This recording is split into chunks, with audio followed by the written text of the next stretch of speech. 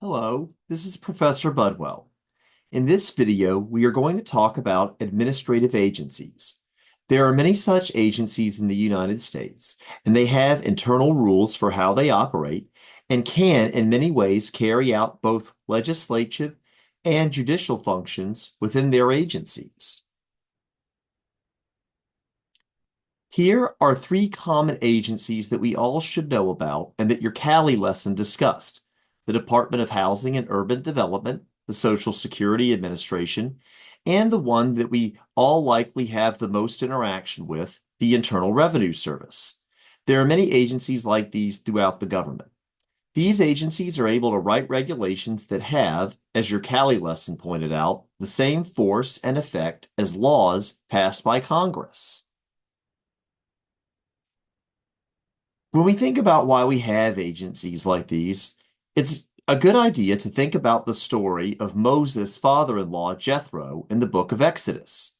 He advised Moses that Moses was taking too much on himself by trying to hear all the disputes of the people, and encouraged him to delegate authority to help him judge cases.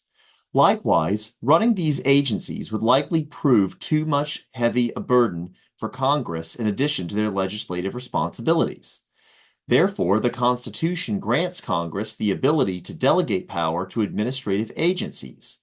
Be sure to read your lesson carefully to see how they do so. Additionally, the executive branch can create agencies as well. While the three branches of government, legislative, judicial, and executive, have their own distinct roles, administrative agencies often blend roles in the running of their agencies.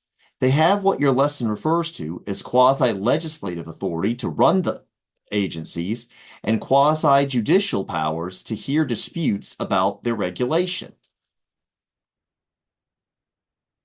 It is important to note that the rules and decisions of administrative agencies are not necessarily a mandatory authority in the courts. Here is an example that I have seen in my own practice. I once saw a case where the Equal Employment Opportunity Commission, an administrative agency, had issued a decision saying that an employer had discriminated against an employee when they fired her. The employee sued the employer in federal court, but the court was not bound by the decisions of the EEOC and ultimately determined that there was no discrimination. Decisions and regulations from administrative agencies will very likely carry a great deal of weight in the courts, but in the end, they do not make the ultimate determination. If you have any questions about administrative agencies, please feel free to reach out to me. Thank you.